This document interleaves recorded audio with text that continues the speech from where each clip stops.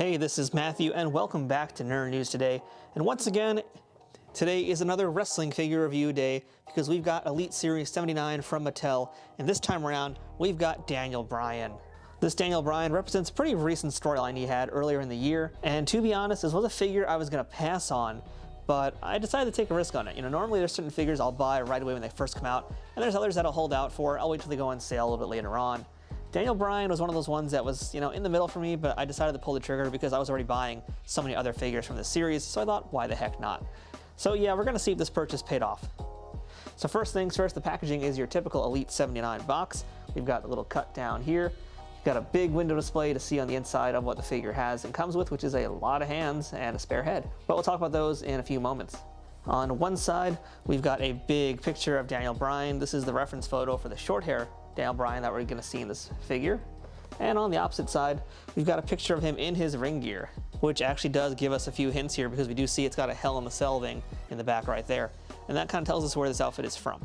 The back of the box has Daniel Bryan's hometown, his weight and his height, as well as a few career highlights. And we get another one-sentence description for what this toy is all about, which is that Daniel Bryan challenged The Fiend to a brutal strap match at Royal Rumble 2020 for the Universal Championship.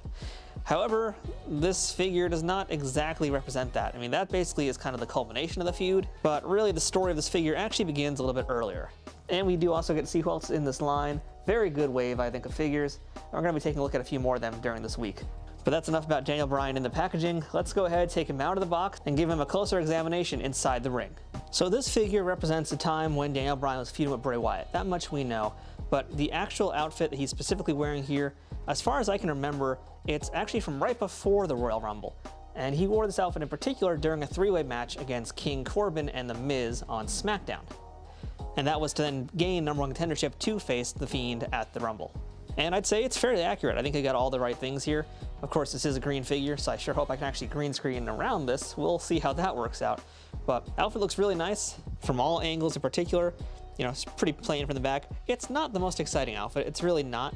But if you're buying this Daniel Bryan, I think you're probably not buying it for this outfit in particular. The reason I think you'd want to buy this particular version of Daniel Bryan is because of the head and all the accessories. So first things first, that head sculpt here is really great. This is now the short-haired Daniel Bryan. So this is after The Fiend has pulled him under the ring and shaved off all of his hair, and this is the Daniel Bryan we got when he returned after that moment. And this is the first short-haired Daniel Bryan figure in a long time, and I should say a contemporary version, because we've had short-hair versions. There's actually that Walmart exclusive of Daniel Bryan that's basically him when he first came into the company. It's essentially Ring of Honor Daniel Bryan. That's short hair, no beard. And if you go back to when Daniel Bryan first came into the company, yeah, he had the short hair too, but this is now the first time we've gotten the short hair look in current Elite style with TrueFX sculpt technology. And I gotta say, it's a really good looking sculpt. I don't know if it's as easy to tell on camera here just based on how the camera angle is, but I think that head sculpt is really, really good. It's pretty solid. The real weird part about it is just the sculpting of the beard, and that's just a problem with beards in general. It's very pointy. He looks very much like Sigmund Freud or some other, or almost like Van Gogh. I don't know. The beard is like so pointy that's a little silly almost. I wouldn't have minded if it was maybe a little bit rounder. I don't really know what I would do differently. It's really just that there's this big old point right there, and that kind of throws it off. But otherwise, I think the face is very, very good. Especially for the three-quarter profile. Head on, it's pretty good too, but again, because of the point of that beard, it kind of almost makes his nose look longer than it is too. But when you look at it from other angles, I think it actually looks very, very good.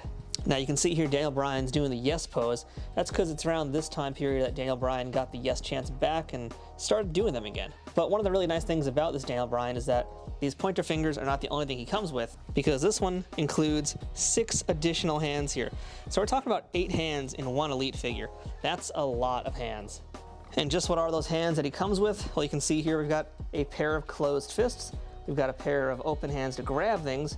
We have a pair of hands to do palm strikes with, or just wider open hands. And of course, you've already seen the yes fingers.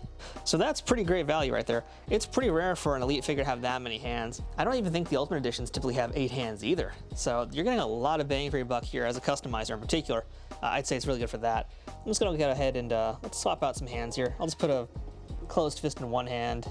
And why don't we go ahead and do a slightly open hand in the other, just kind of test things out. The hands come out easy. That's not really a thing I have to question or worry about with Mattel anymore. The hands come out really fairly easily.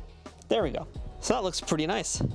And while we're moving them around, you guys can see the articulation here. Daniel Bryan has the standard articulation, and because there's not really anything hindering him whatsoever, you're gonna have a full range of motion here. So we've got the shoulders that can move, We've got the bicep swivel, we've got wrists that can bend, move around, our torso can go back and forth, waist moves, super flexible on the legs, thigh articulation, double jointed knee, the boot moves around, and the feet move too. So you can get some really good poses.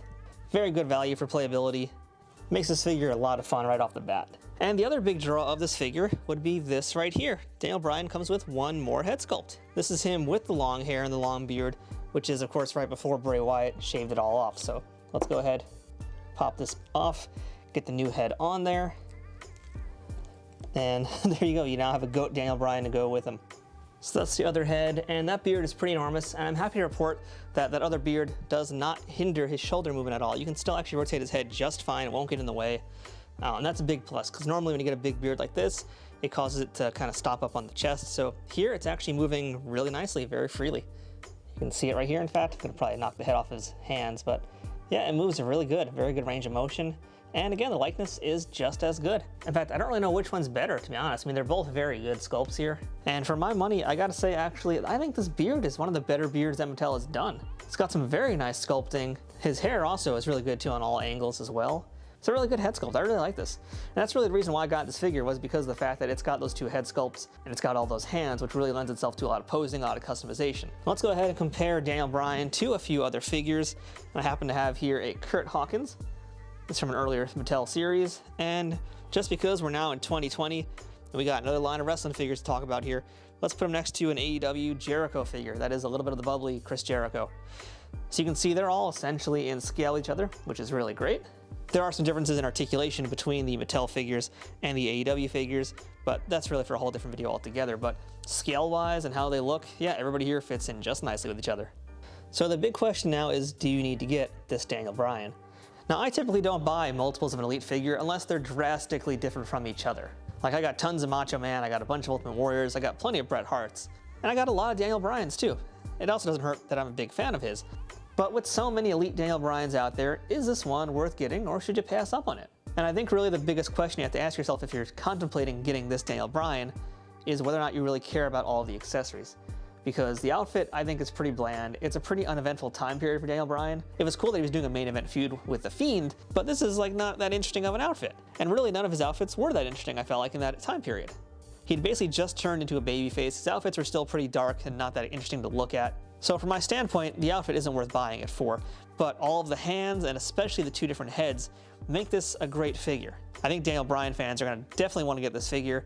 If you're a fan of Daniel Bryan, and really who isn't, I think you're gonna want to get this figure, but I think I actually stand by waiting on this figure. I think you should be patient and let it go on sale first, because it will probably drop in price a little bit depending where you get it from. If you get it from ringside especially, most likely this will be one of the ones that has a holiday sale and drops down. Mind you, it's never gonna be like a $10 figure, but I don't think it's worth paying full retail for. And this is me talking about a figure that I really like a lot. But because it still is kind of plain and the real only draw of it is those accessories and heads, yeah, you know, I probably could have waited on this one too. Am I disappointed that I bought it early? No, absolutely not. I still like this figure a lot. I'm gonna have a lot of fun posing this figure and taking photos with it.